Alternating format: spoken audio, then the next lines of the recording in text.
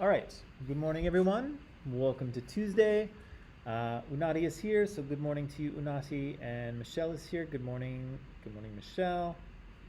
Let's dive in. All right. So, yesterday we started talking about China, right? We said that we had kind of neglected China in global history. And, I guess that wasn't accidental in a way because, you know, in telling the history of the 20th century from a Western perspective, which we kind of are, China doesn't really have a lot to do with what's going on in the Western world. But of course, that's certainly changed today, right? China's a major power globally, and so it makes sense for us to sort of step back and trace, the origins of modern China into the 20th century and see see how that kind of came to be.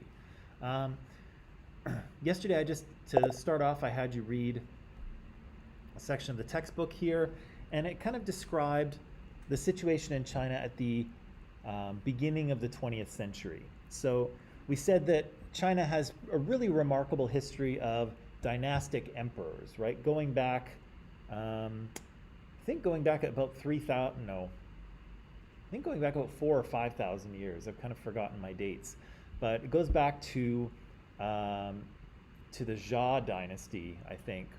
Um, who's before the Xia, or is the Xia the first one? The which one is? You mean the Jia dynasty There's if you is go the Song dynasty after the which one? Song dynasty maybe? There's a very early one. I think it might be the first one called the Xia, I Yes, think. yes, And then Xia. after them is the Zhou, right? Song. Oh, the Shang. Yeah. And, so the Xia is the first one, then the Shang, and then the Zhou. Yeah. And then it kind of goes on from there. And then the Qin is The last. later, but after the Warring States. You mean Qing or Qin? I don't know. It's the Jia or not the Jia? Which is? Qing dynasty is the dynasty which joined the Roman. Oh. And the Qing dynasty is the dynasty which make the whole country turn. Yeah, so that's what I was thinking of, the Qin. But the last one's the Manchu, isn't it? What? Isn't Manchu dynasty the last Yeah, one? Manchu dynasty. Yeah. And then before that it's Qing dynasty. okay. Okay. There's a lot of them though. There's is there about 20? 20 dynasties?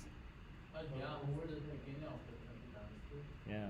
Yeah, there's so it's a pretty amazing history, right? From you've got these kind of dynastic emperors going back 4 or 5,000 years, and again they make it all the way into 20th century. So again, imagine you have Egyptian pharaohs ruling Egypt until 1911, right? Wild. But again, China has this very long history until the last Manchu emperor is overthrown.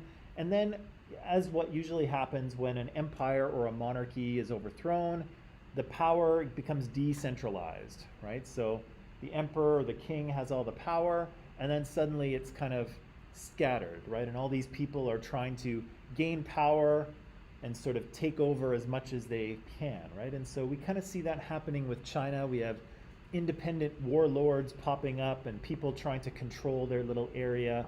And in the process of doing that, we see kind of two powers start to form, right? And the first one was, of course, Kuomintang, who we talked about yesterday, right? It's kind of a movement started by Sun Yizhan. He sort of turns it into a political party in about 1912. And as we read yesterday, he's kind of basing his ideas on nationalism. So he's got kind of a pro-China outlook, which of course he's from China.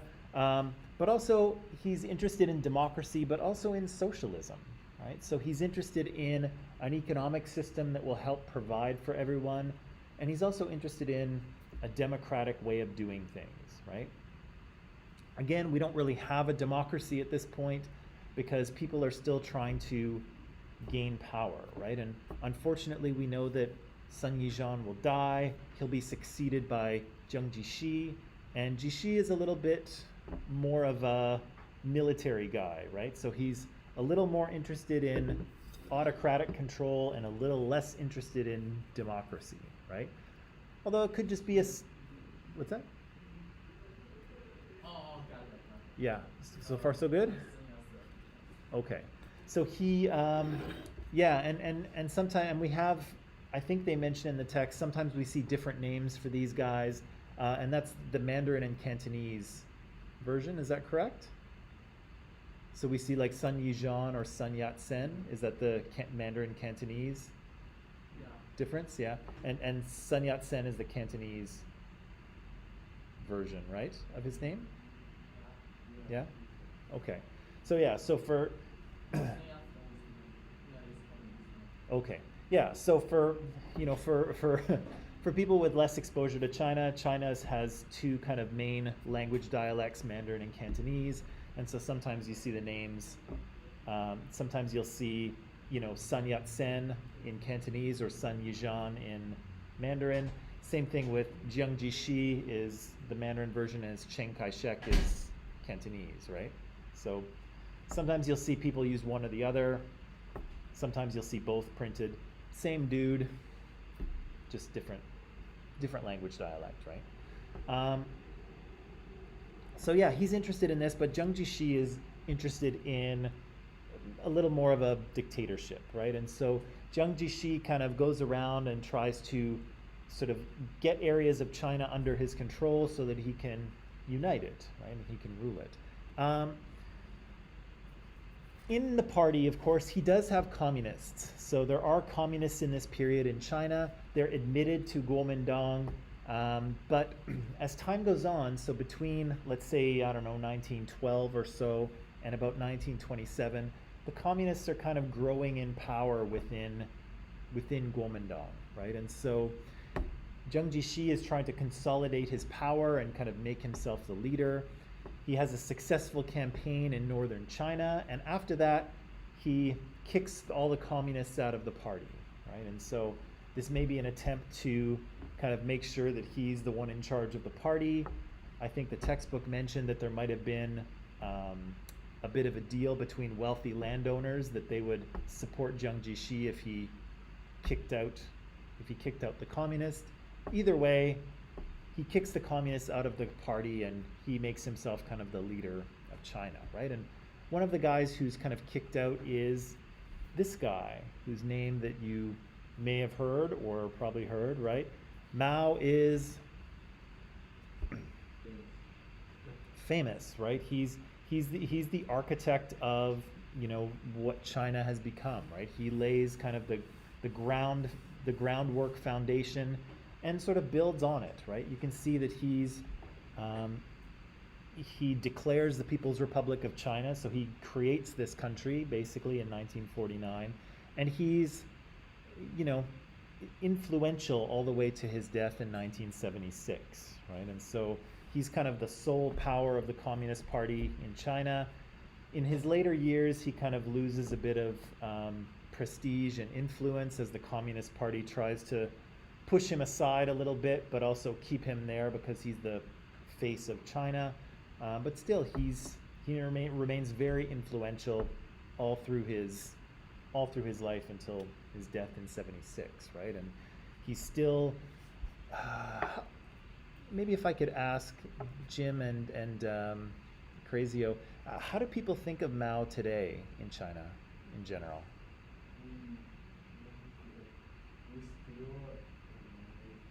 Yeah.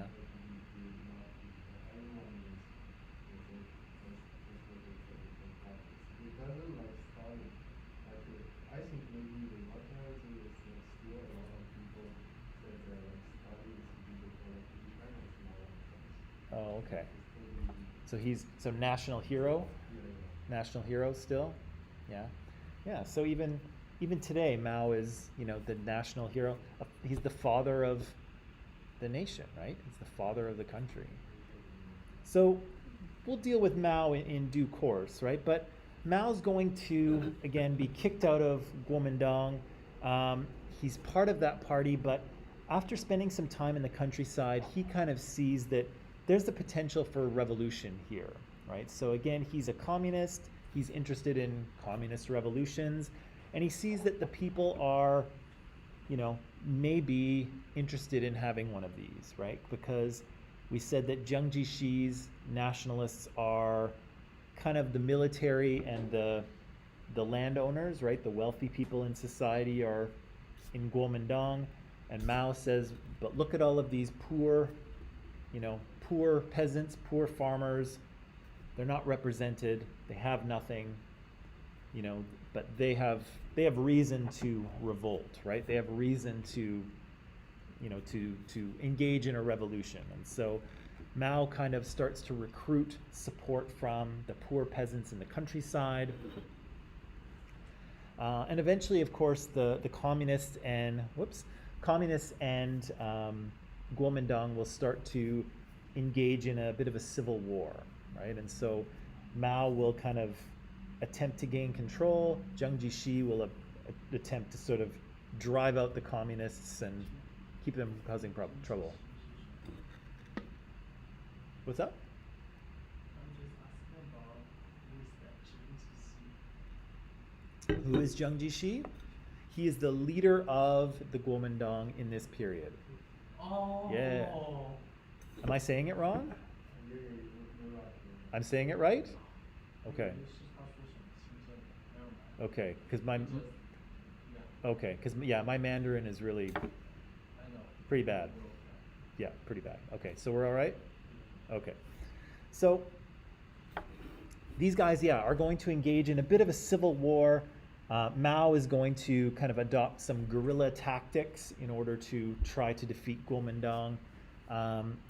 But they're going to be kind of put on hold when World War II starts. And so the fighting will kind of pause for a little bit.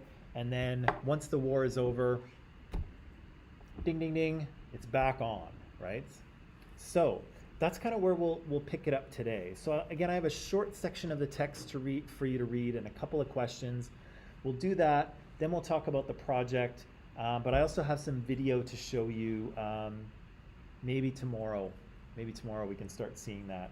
But for today, we'll look at this. We'll do the questions.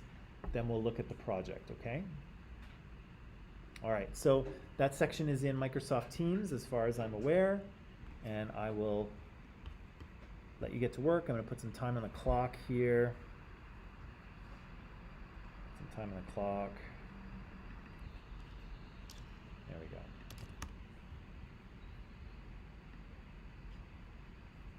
Oops. There it is.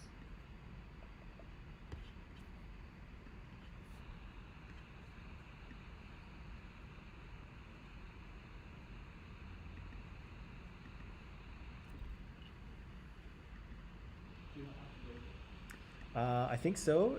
Do we see it there, people? Yeah, it's 254 to 261. Yeah, 254 to 261 there, Crazio. Oh, Okay.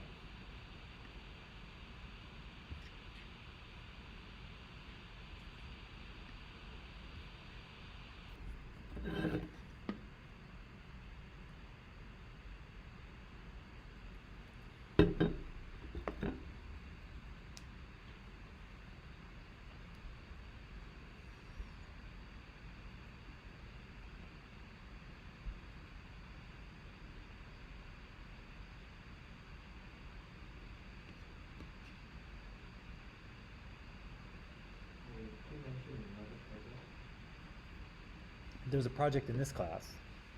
Yeah, that's the one. Yes, yes. And in some ways it'll be very similar to the social justice one. Yeah. So in some ways it will be very helpful for the team as well. For the grade? Yeah. Perhaps.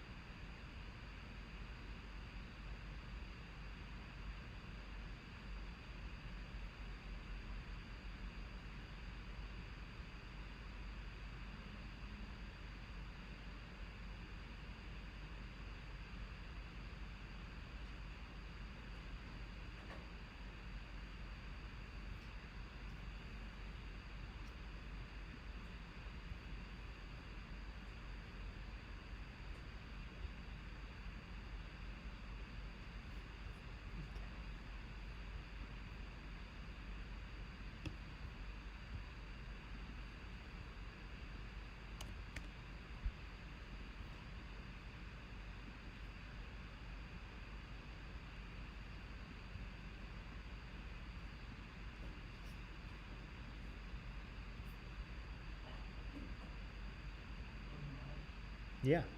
Do you know how it works? Which is like describe the money and the worth. What's the differentiation of Say that again. Do I know how to? when the money are not valuable? The money becomes less valuable. When the money becomes less valuable? Yeah. What's it called? Yeah, what's the change? You can. Country make a lot of money, so that money are not valuable anymore. So what's the differentiation? I think what you're talking about is devaluing the currency. So Yes, because I remember after World War II, yeah, what happened in China,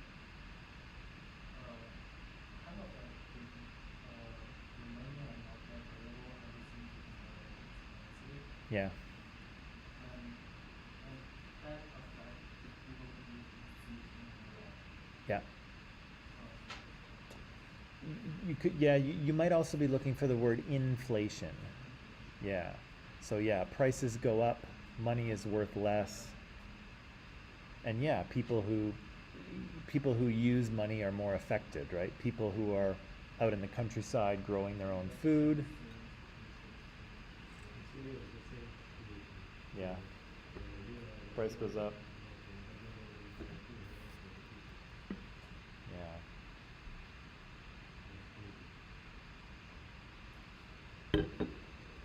Yeah, and it can kind of can get carried away really quick, right? Or it can, yeah, like it can get out of control quickly, right? And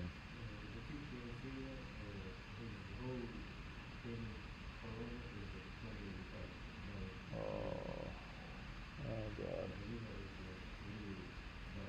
Oh, yeah. That's got to be horrible. Well, and you're, like if you have savings, right? If you have money in the bank that you've saved, then that's not worth anything either, right? Awful. What's that? Se- seems like it might have been, yeah. Seems like we might have had another, uh, we might have had sort of runaway inflation, right? Which, makes sense at this point because the government in power, and we'll talk about this in a minute, but the government in power is not only slowly losing power, but they're corrupt, right? They're enriching themselves at the expense of the country, right? And we hear about how yeah, they're sort of squandering loans and sort of selling off factories and just keeping the money, and so yeah, they're not managing the economy. They're just profiting for themselves, right? Before they're forced to flee to Taiwan, right? Yeah.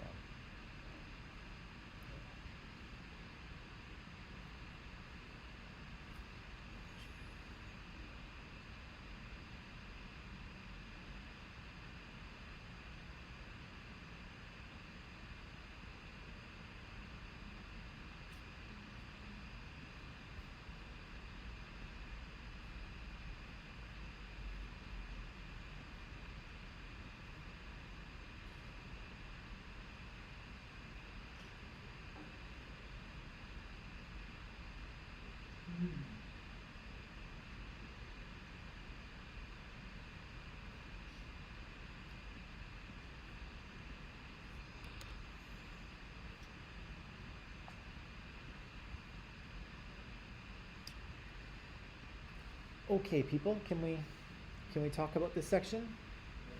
All right. So, see, 1, 2, 3, 4.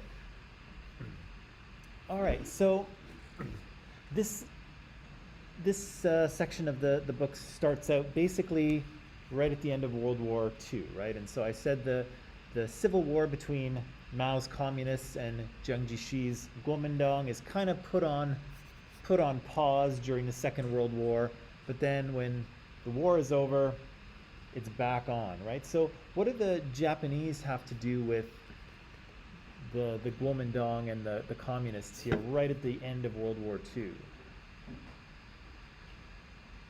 What happens?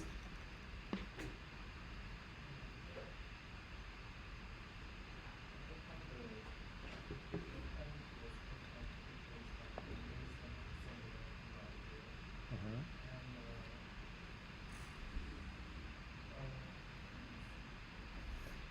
Well, what do we know about?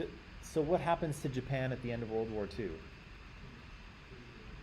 They surrender, right? They've been beaten and they give up, right? And so what's happening in Manchuria is that the Japanese are pulling their troops out, right? They're all going home to Japan. It's all over.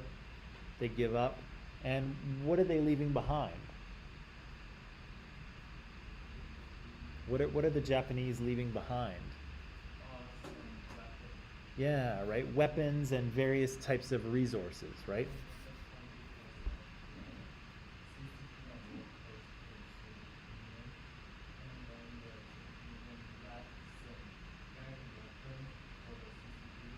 Yeah.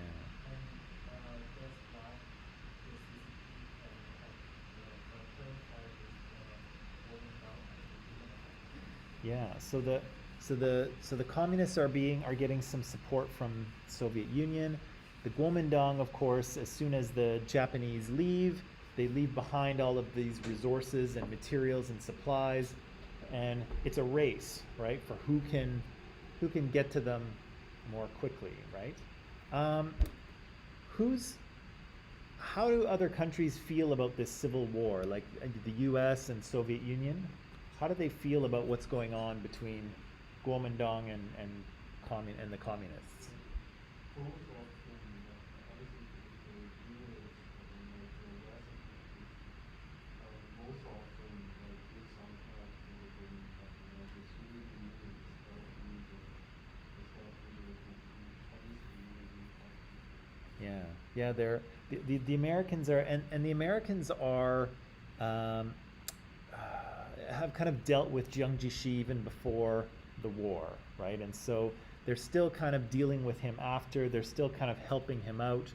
But from the book, it sounds like he's he'll play either side, right? If the Soviets give him help, he'll help them out, right? And if the Americans give him stuff, he'll take that too, right? So he's willing to kind of try to play both sides, right? Of course, the Americans don't like that very much, but yeah, the Americans are kind of backing Jiang Jieshi, right? They don't want to back a communist power. What's the Soviet Union think of what's going on here? This little civil war. The Soviet Union, they are very thrilled to have the communist party because they want new partners in China. Yeah, so the Soviet Union is going to be only too happy to have another communist ally, right? That'll be just great. But interestingly, a little earlier in this civil war, the Soviets are kind of inclined to deal with Jiang Jieshi, right? They feel that he'll be more useful to them, right? Because he's willing to trade and give them the ability to access raw materials in Manchuria, right? So Jiang Jieshi is gonna deal with the Soviets and give them what they want. Mao wants all foreigners out of China, right? So initially, the Soviets are thinking, well, we'll deal with Jiang Jieshi because he'll give us what we want, right? But later, it turns out that the Soviets don't want to stay in Manchuria anyway, and so they kind of switch their support to Mao, right? And so, both sides kind of are, helping out a little bit, but of course they're not participating in this civil war, right? So the Americans have agreed not to get involved in any mainland wars. And so what do? What do the Americans do once Mao proclaims People's Republic of China? The Americans kind of start to do something. Well, Kuomintang is in Taiwan now, right? They've once Mao wins, and the Kuomintang flee to Taiwan. So, yeah, they continue to Zheng and his army continue to hang out in Taiwan, right? But what else did the Americans do?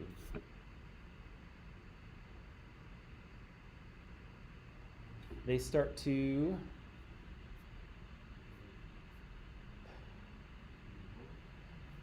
ally with. Nope. Not. So they start to ally with other kind of Southeast Asian states, right? So again, there's this, in 1949, Harry Truman is kind of talking about containing communism, right? And so this is, in Western Europe, Truman has already issued the Truman Doctrine. He's already, said that we're going to contain communism. We don't want it to spread. The Marshall Plan has already happened in Western Europe. And so here, once China turns communist, the Americans are going to work to sort of contain communism, right? They don't want it to spread outside of China, and they start to, ally themselves with Japan, with Australia, with what's I think still French Indochina, but will become Vietnam and Cambodia and Laos. And so the Americans are kind of starting to, build a bit of an allied wall, right, to keep the Chinese communists in China.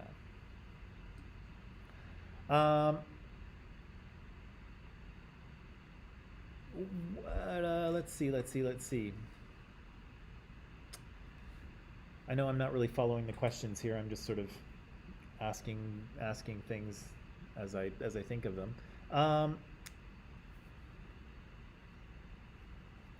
What are kind of Mao's plans for? What's Mao's plan here? What does he envision? More that he wants no independence and no everyone has the rights. He wants the democracy and everyone has their own rights. Everyone he works for companies. And what? Sorry. Everyone has can have the ground to be on them. Yeah. Yeah. So yeah, in a way, it's interesting, right? Because it's in some ways it's the same as the Russian Revolution, right? We have a bunch of landless peasants, and Mao is going to give them land, right? But in a similar way to Vladimir Lenin, they're not going to own that land really. It's going to belong to the state, right? But he's going to create a communism, right, within China. What does he want to do kind of outside of China?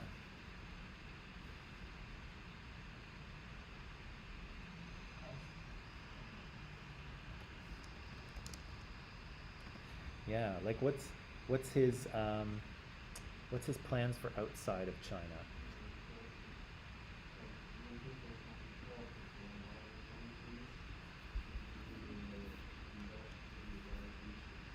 Yeah.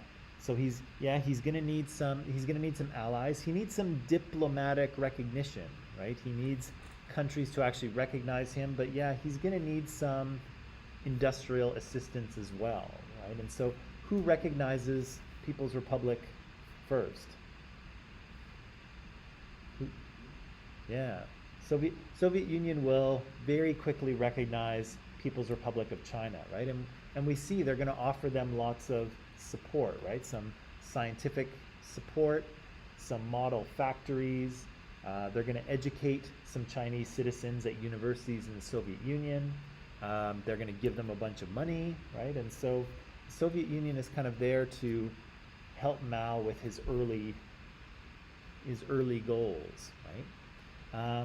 And we see the Americans are about to recognize China too, right? Except then a war breaks out in Korea, and it kind of puts the Chinese against the Americans, right? Because the Chinese are backing Kim Il-sung, right, who wants to take over all of Korea and make it communist, and the Americans are trying to push him out of South Korea and back into North Korea, right? So that's in 1950. And so since the Chinese are kind of backing the communists in North Korea, the Americans choose not to recognize China, right? and they don't until, gosh, when is it? 66, I think. They don't formally recognize People's Republic until 66, I think. Don't quote me on that one. So, yeah, so Mao kind of gets his revolution, right? He defeats the Kuomintang. He drives them out of China, and as you read in the text, there's really no one to oppose him, right? Because most people didn't like the Kuomintang. Most of them have fled, right? Most of them have either gone to Taiwan or to somewhere else, and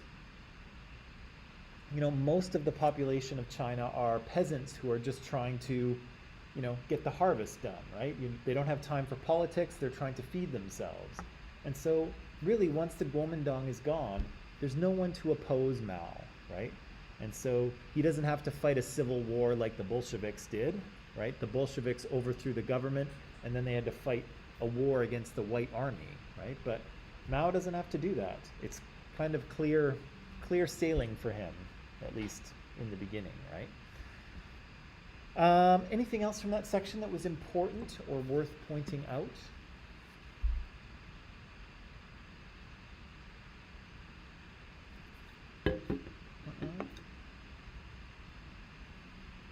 Should we take a break then? There's what? Everything. Well, a lot of stuff is happening, right? There's a lot of stuff, and it's a short period of time. Yeah, yeah. But yeah, I guess the upshot is that Mao and his communists are able to defeat the Kuomintang. They're driven into exile in Taiwan. The Soviet Union begins to support Mao and the Communist People's Republic, and a new kind of country is born, right?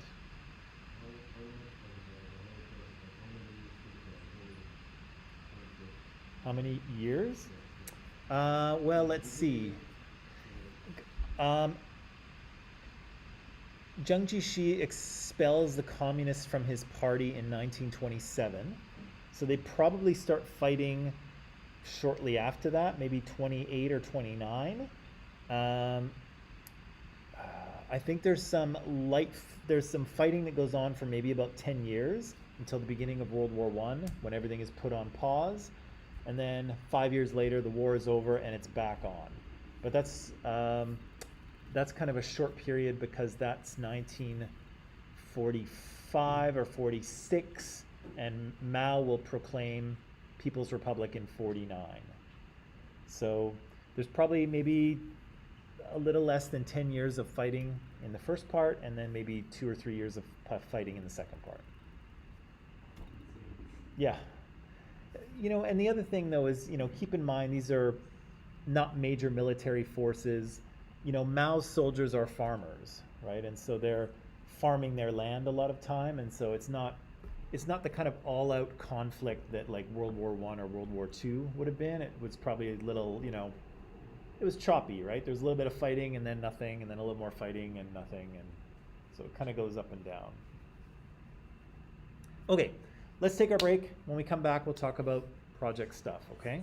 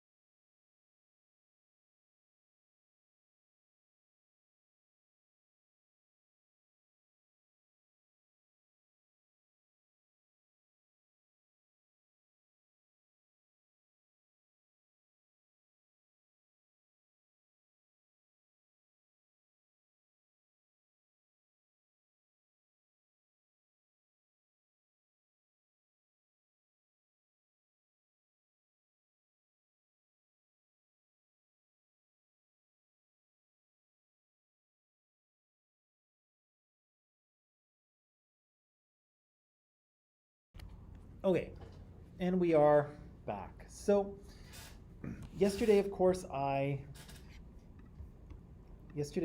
gave you your final history project, right? And what I said it was going to be, and what it is a presentation assignment. So you're going to do some research on a particular historical event, right? And you're going to teach us about it, right?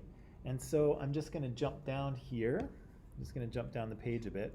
So this is kind of how you're going to do it, right? You're going to explain to us the historical context, so what's kind of going on in the world around your smaller event.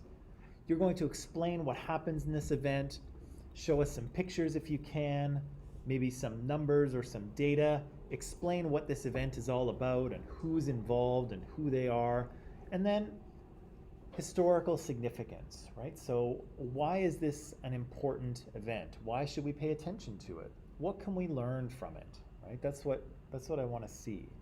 And so there are three parts to this, of course, I mentioned. And the first part is sources, right? And so I'm going to ask you to come up with a list of 6 sources that are credible, good quality sources, and then submit them to me in MLA format, okay? So I'm gonna go through that with you today. Now, before we kind of get to that, I wanna ask you,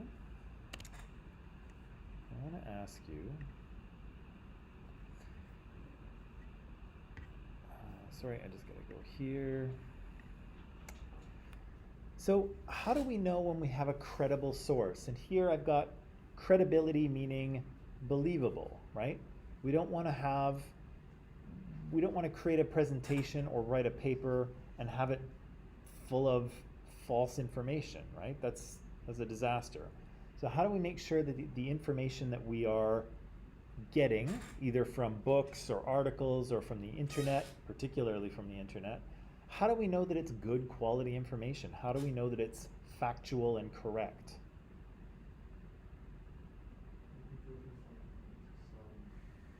Some famous and some professional or some big websites. For example, go to the YouTube. Okay, so we can definitely go to websites and places that we know are legitimate, right? So we can go to like major news sites, right? Like BBC or CNN, maybe not so much for history. Can you think of any websites that might be good for history things that we would know about?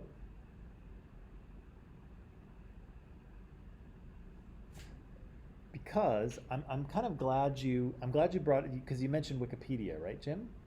Yeah, I wanted to bring up Wikipedia because Wikipedia is not a good source for academic work. Do you know why that might be? No? Do you know how Wikipedia is created? No? Okay, so Wikipedia is, obviously it's an online encyclopedia, but the beauty of Wikipedia is that anyone can write an entry, right? So anyone can log in and start to write stuff in Wikipedia, right? And the idea is that if people see a mistake or an error, they can go in and edit it, right? So everyone, it's an open source thing. Everyone can sort of jump in and start to make changes, right? And ideally it means that things become correct, right? Because people correct mistakes and it just gets better and better. But because we don't know who's writing any of these things and who's making the changes and if they know what they're talking about, Wikipedia can be, really good, or it can be full of mistakes, right? It just depends who is kind of editing the work. And so, I use Wikipedia all the time. I love it. If I need to know what something is, I can just, go in there in 5 minutes. I know what I'm talking about. It's awesome.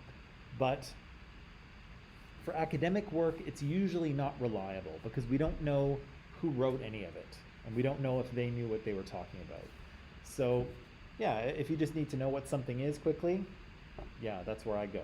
But you shouldn't use it in a school assignment because it's not. We can't tell if it's correct or not, right? But yeah, like if we went to maybe history.com, right? History.com, where can I just pull it up here? Where is it? Hmm.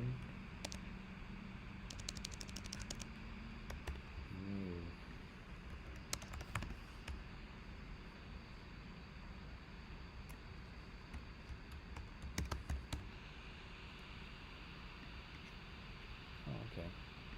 Yeah, there we go. So yeah, like if we went to something like history.com, that's a big popular history website, right? We know it to be accurate and legitimate, right? So yeah, you can go to places that you already know. How else do we know that a source is? Man, that's a scary looking bear. How else do we know that a source is credible or legitimate or believable? Go for what you know is Jim's first tip, so that's good.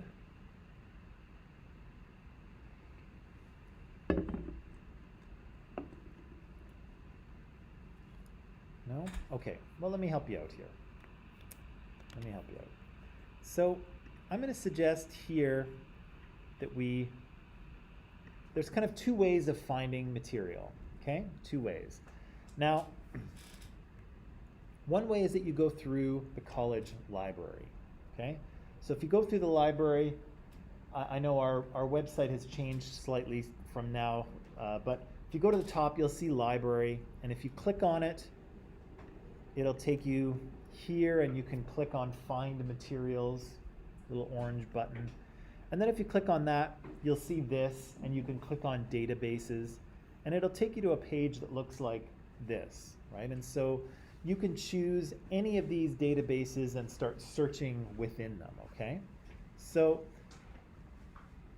for your purposes here, MAS Ultra is probably the best one, okay? A lot of these databases have to do with like academic materials, right? Like journal articles. That's probably too much for us here in high school.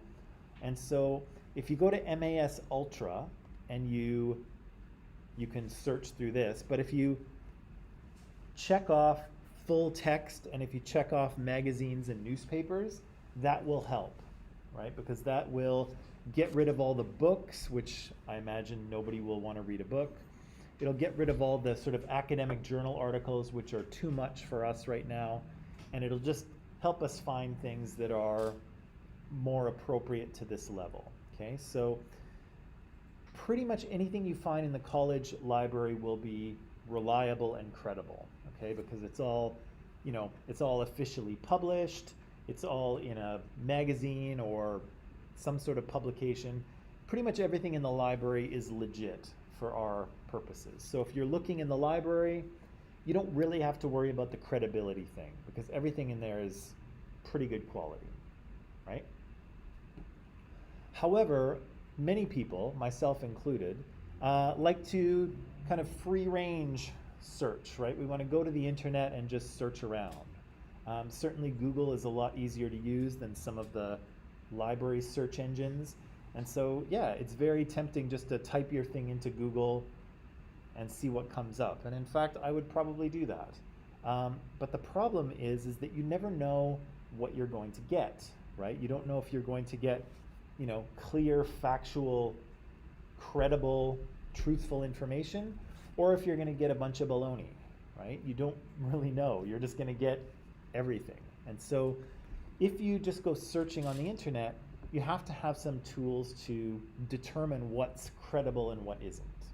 Okay? And so here's some tips that I can give you for identifying whether something is credible or not. Okay? So I'm not going to read all of this and go through it go through every point, but you can refer back to it if you want. So number one, when I start reading, I look for grammatical correctness, right? So is the grammar correct and is the spelling correct? If you're reading an article and they didn't bother to check the spelling, they probably didn't bother to check anything else either, right? So you can't trust the information if you can't trust that they did spell check, right? So Again, this doesn't count for student work, of course. I expect you to make spelling mistakes. But if I'm reading an article online, I expect it to be properly written. And if it's not, it's a red flag for me, right? As soon as I see a spelling mistake, I'm like, oh, not a good sign. They probably don't know what they're talking about, right? And, maybe I'm being a little overly judgmental, but you should be. So again, look for accuracy. If it's not written very well, if it's not formatted very well, if it has spelling mistakes, that's a bad sign, right? Bad sign. And again, if you're an English language learner, or if English is not your first language, it may be trickier to pick up on that, but try to keep an eye out for it. If it's not written well, not a good sign, okay? Second one is author. Try to figure out who the author is and if they're knowledgeable, right? If something has no author, that's usually not a great sign, unless you're dealing with, like Encyclopedia Britannica or something.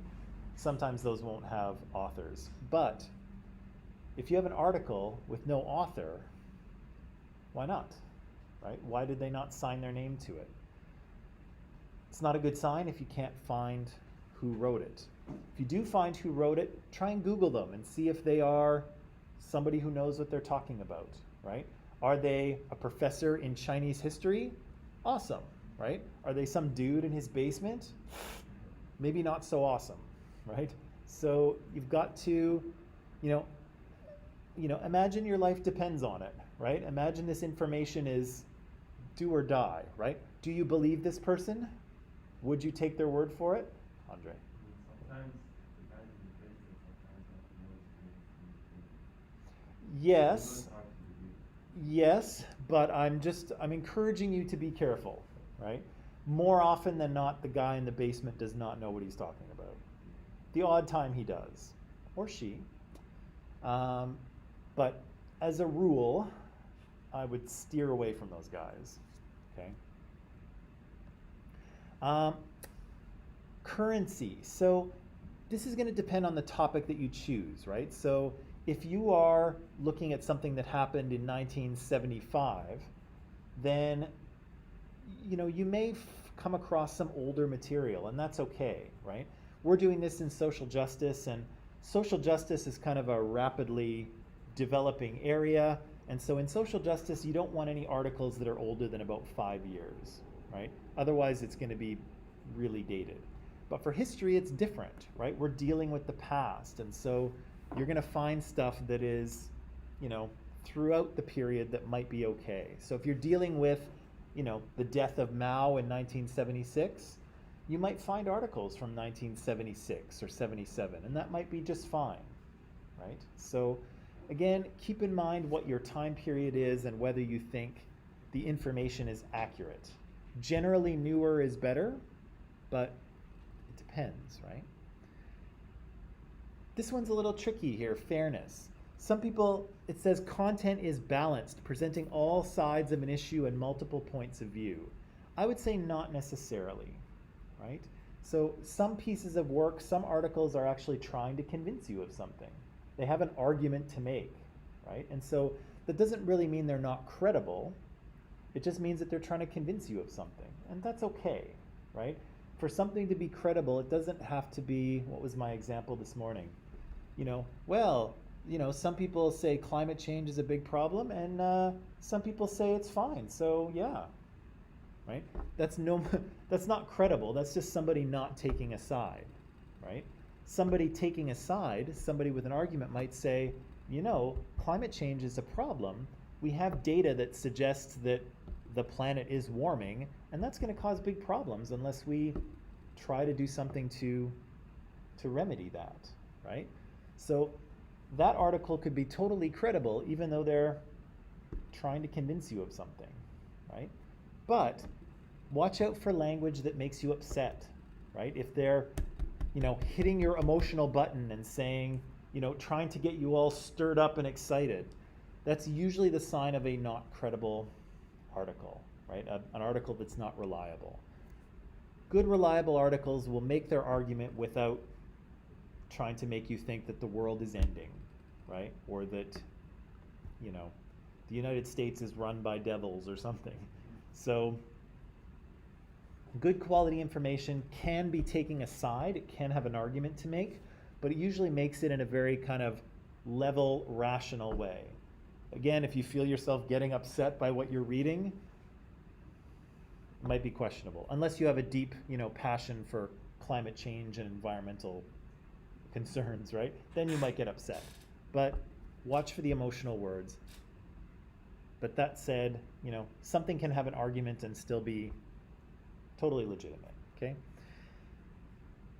The last one is kind of self-explanatory. Relevance, yeah, make sure the article that you're looking at is actually relevant to your topic, right? So make sure it's actually talking about the thing that you are researching and not something else. Again, that seems a little kind of like duh, but yeah, just keep in mind that what you're looking for, okay?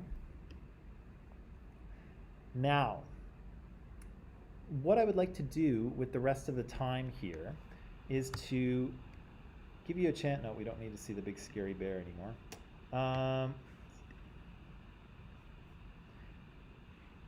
What we need to do here is to find I want to give you some time to figure out your topic, because as you can see here, topics are due I said at the beginning of tomorrow's class, but I'm going to give you some time in tomorrow's class to sort of tighten it up, okay?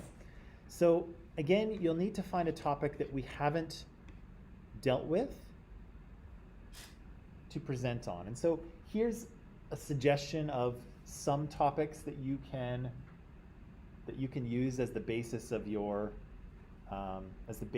presentation. Some of these we've mentioned, but as long as we didn't spend a lot of time on it, it's okay, right? So like the Great Depression, for example, we mentioned it, but we didn't really talk too much in depth, right? So you can do that. But I don't want to hear about, Hiroshima and Nagasaki, right? We kind of dealt with that, so I don't want to hear it again. But these things we didn't really talk about at all, or we just briefly mentioned them, right? Vietnam War, it came up in one of the videos, but we didn't really discuss it at all. So that would be okay too. I'm open to other topics, so you can choose one of these if you want, or you can choose something else. But again, I want to know what it is so that I can either help you clarify it or get the right kind of scope, or that I can tell you no, that's not gonna work. Okay. For example, Great Division, what should I, like, what's relevant to this study? So, Hiroshima is already the first one. So, Yeah. can we like take something else, but also related to Great Division, like, Well, you can Germany War was also. yeah, you can narrow that topic down if you want, right? So, and you probably should. So you could talk about, the Depression in the US, right? And what was going on there and why it was a big deal. Or you can talk about, how the Great Depression affected Germany, right? In some ways similarly and in some ways different, right? But of course, if you wanted to do Germany, don't start to go into the rise of Hitler, because we dealt with Hitler already. So keep your focus on the Depression, right? So you can do something like that. Yeah, and again, that's why part of the reason I want you to choose your topic and tell me is because I want to be able to, direct you a little bit and say, yes, that's good, no, that's not good, or yes, that's good, but make sure you look at this and not this. That's what I want to do, okay? So again, you can pick any of these if you like, or if you want to do your own thing, that's all right too. I just have veto power, right? So as the dictator that I am, I will benevolent. It's a benevolent dictatorship. So the rest of the time, I think today I will give you to narrow down your topic so that you are ready to go for tomorrow. Again, anything in the 20th century is fair game, as long as we haven't dealt with it in detail already, okay? So again, if you want to do one aspect of the Cold War, That's fine. We've dealt with the Cold War, but we didn't talk about Central America in the 1970s and 80s, right? There's all sorts of proxy wars going on in places like El Salvador and Guatemala and things like that. You can deal with that if you want, right? You can deal with the independence of India or the creation of Pakistan if you want. What else? There's some civil rights movements here in the United States. There's a women's suffrage movement you can deal with.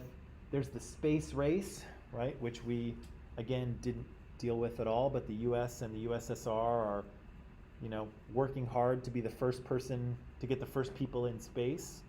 Didn't deal with that at all. So yeah, I'm going to turn it over to you and let you, I'm going to sneeze.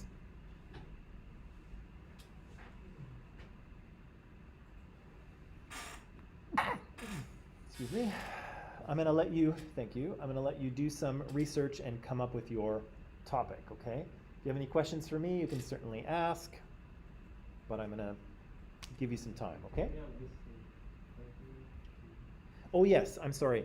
This document that you're looking at here is in Microsoft Teams under Files. You'll see there's a new folder there that's called Final Project, I think. So it's in there. Coolio? I'm going to take that as a yes. Okay, so I'll give you some time to do some research there, okay?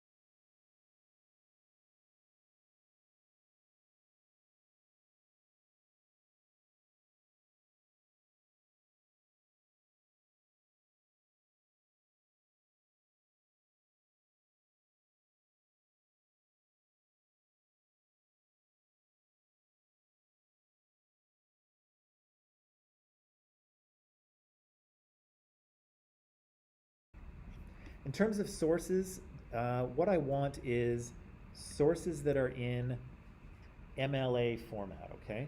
So I'm not sure if this is in MLA format or not, but it will give us an example here. So here you can see, here's one source, okay?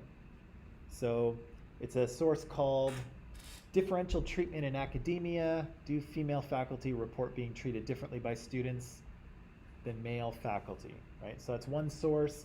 It's an article that shows up in a journal called Psychological Reports, issue number 85, number 1 on those page numbers, right? And then the authors are listed at the beginning. So that's what I want as a source. I want 6 of those formatted correctly. And so we can talk about that a little bit more tomorrow too, after you sort of settle on your topic. But I will help you through that process. Cool?